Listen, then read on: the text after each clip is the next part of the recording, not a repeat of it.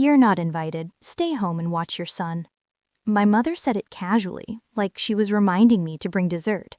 It was Easter dinner, 23 relatives at the table, laughter, glasses clinking, voices overlapping, and there I was, still holding the check I'd written that morning to cover her mortgage. She expected me to break, to argue, to beg for a seat at a table I'd been paying for. Instead, I smiled. And what I pulled out of my bag next? Yeah, no one at that table was ready for that. Let me rewind. My name is Diana. I'm 31, a single mom, and for the past 2.5 years, I've been the invisible backbone of my family. Every month, same routine. First of the month, laptop open, $2,400 transferred.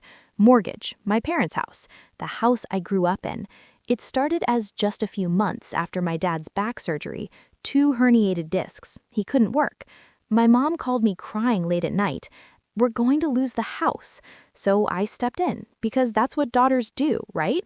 A few months turned into 30 months. I never missed a payment, not once. On top of that, property taxes, insurance renewals, doctor appointments, repairs. I wasn't just helping, I was running their entire life behind the scenes. And no one ever said thank you. Meanwhile, my older sister Pamela, she lived in a luxury apartment, designer bags, Pilates classes, zero contribution. But somehow, she was still the favorite, always the favorite. Then came the call. Pamela is getting married. Paris wedding, of course, and guess who got the job? Not as a guest, not as family, but as the unpaid wedding planner. I spent nights researching venues, comparing prices, coordinating details. I found the perfect place, a private estate in Paris, elegant, exactly what she wanted. $18,000 deposit, paid, from my card, my name on the contract.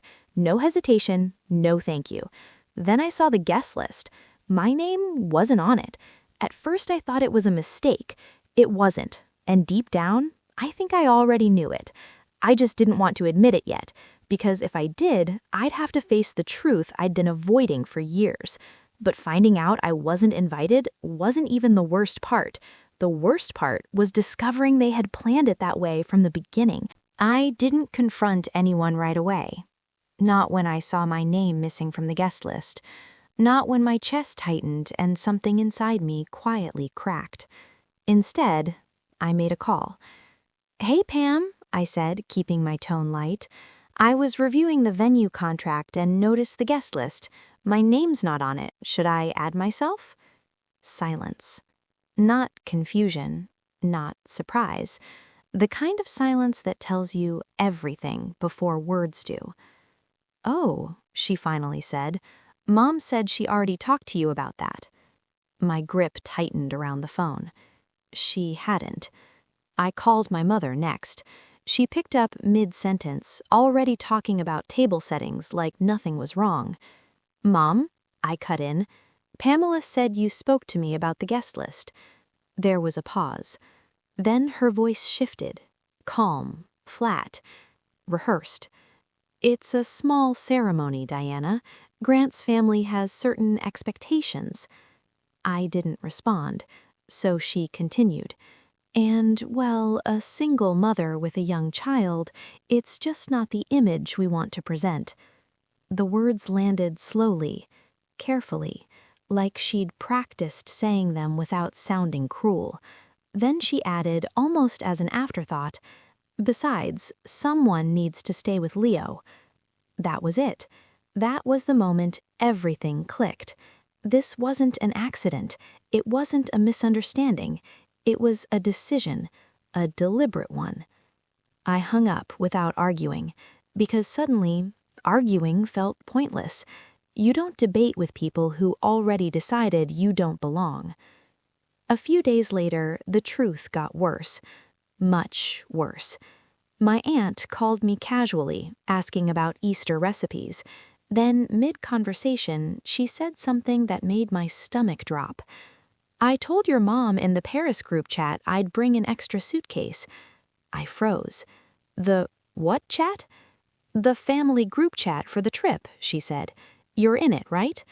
No, I wasn't. After we hung up, she sent me a screenshot.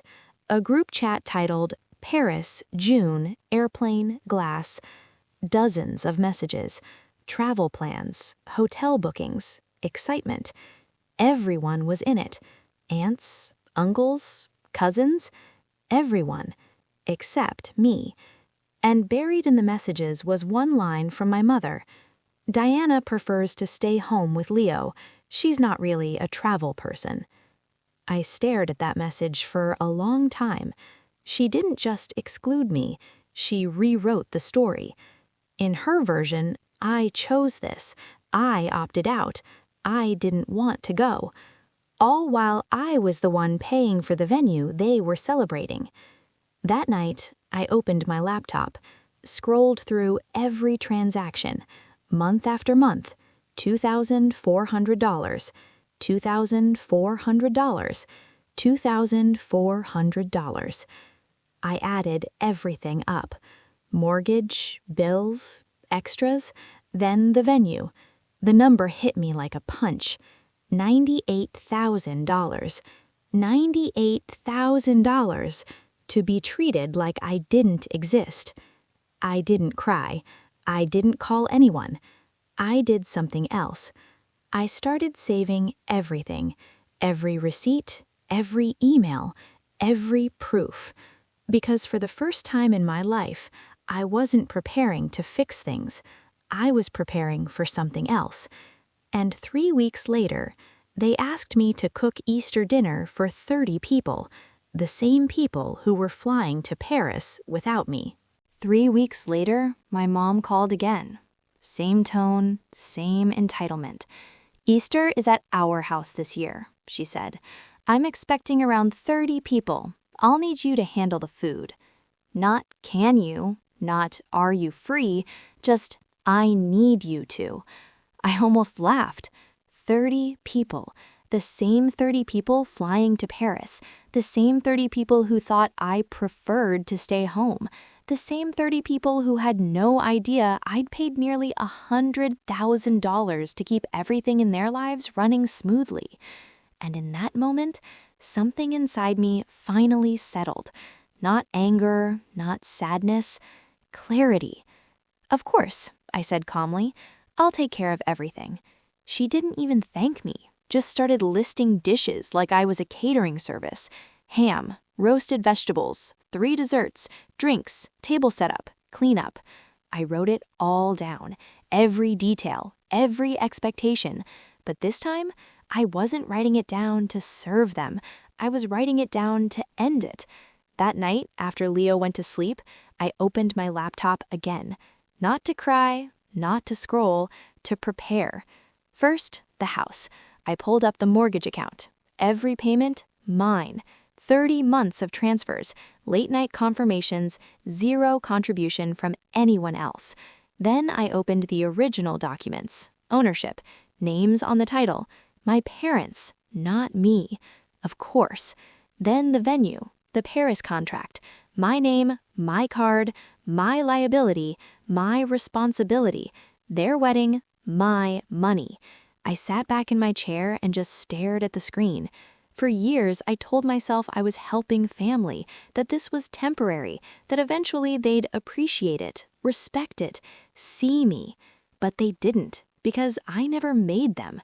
So I started organizing everything, a folder, then another, bank statements, contracts, screenshots of that group chat, especially my mom's message. Diana prefers to stay home. That one I saved twice. Then I printed it all, every receipt, every transfer, every piece of proof, stacked neatly, page after page.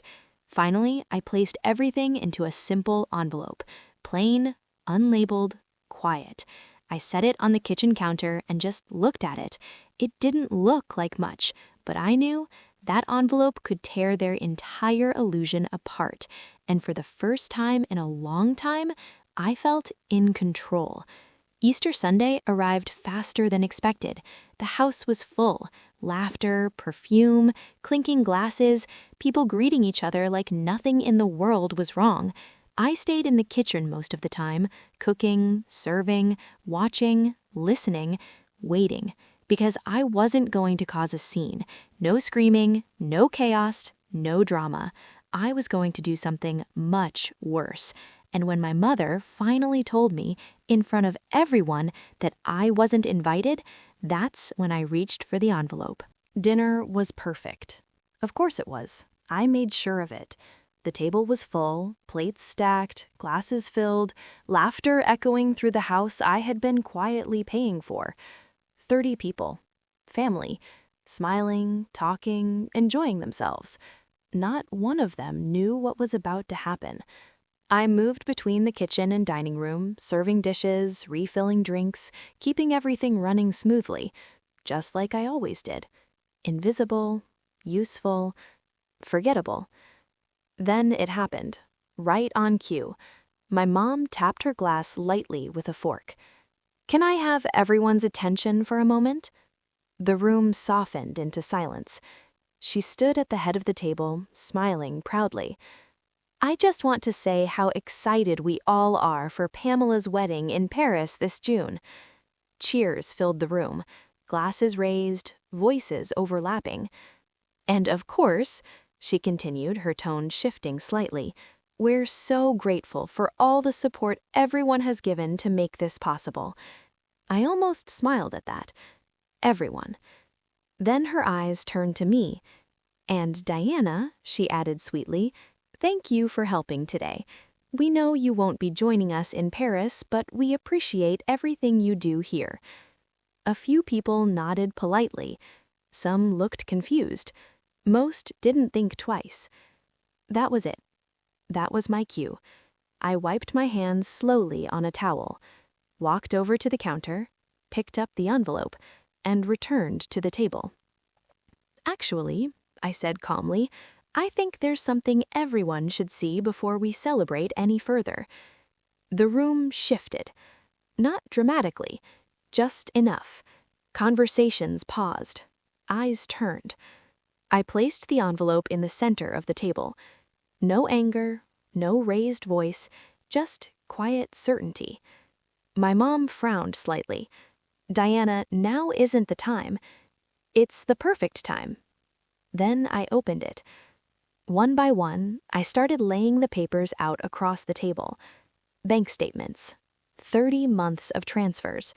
$2,400, $2,400, $2,400, repeated over and over again. "This," I said evenly, "is the mortgage for this house." A murmur rippled through the room. Then I placed another set down. Insurance payments, property taxes, repair invoices. I've been covering all of it for 2.5 years.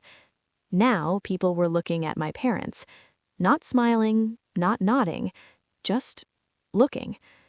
Finally, I pulled out the last document, the Paris venue contract. My name, my signature, the $18,000 deposit. "And this," I said, meeting Pamela's eyes, "is your wedding venue." Silence. Heavy. Uncomfortable. Unavoidable. I paid for that too. Pamela's face went pale. Why would you bring this up now?" I didn't raise my voice. Didn't need to. "Because I thought it was interesting," I said calmly, "that I wasn't invited to something I paid for." No one laughed. No one defended them. Then I reached for my phone, opened the screenshot, and placed it on the table. My mother's message, clear as day. "Diana prefers to stay home with Leo." A quiet gasp came from somewhere down the table. I just wanted to make sure that everyone understands the full story. For the first time in years, they couldn't ignore me. They couldn't rewrite me. They couldn't pretend I didn't exist. But exposing them wasn't even the real shock. The real shock was what I did next, something no one at that table saw coming. No one spoke. Not my mother, not Pamela, not a single person at that table. The silence wasn't just awkward, it was heavy. The kind of silence that forces people to confront something they've been avoiding for a long time. My dad stared down at the papers like they might disappear if he didn't look directly at them. My mom's face had completely changed. The confidence? Gone. The control? Gone.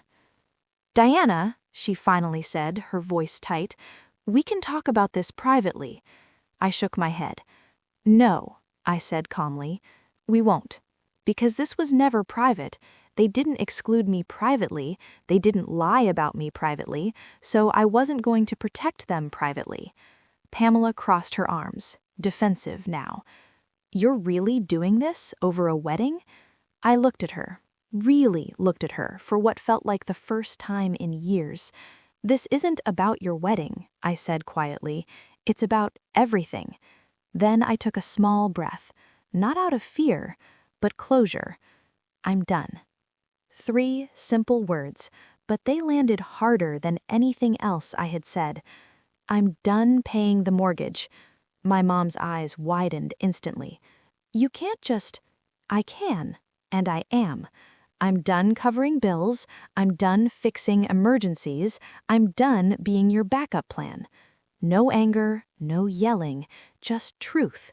You all made it very clear where I stand in this family." I glanced around the table, at the people who stayed silent, who enjoyed the benefits without ever asking questions. "So from now on, you can handle things the same way you handled this wedding." Silence again, but this time, it felt different. I gathered the papers slowly, placed them back into the envelope. Calm, controlled. Finished. Then I picked up my bag. "Diana, wait." My dad finally spoke, but I didn't, because for once, I wasn't waiting for them anymore. I walked to the door, every step lighter than the last, not because it didn't hurt, it did, but because for the first time in years, I wasn't carrying them with me. Outside, the air felt different, quieter, clearer, mine. Later that night, my phone exploded. Calls, messages, excuses, apologies, blame. I didn't answer, not a single one. The next morning, I made 2 calls, one to the mortgage company, one to the Paris venue. Both conversations were short, simple, final. Because if I wasn't family enough to be invited, then I wasn't responsible enough to keep paying. And just like that, everything changed. Not for them, for me.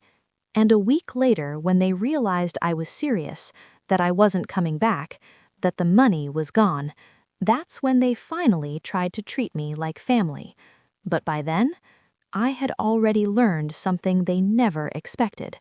I didn't need them anymore.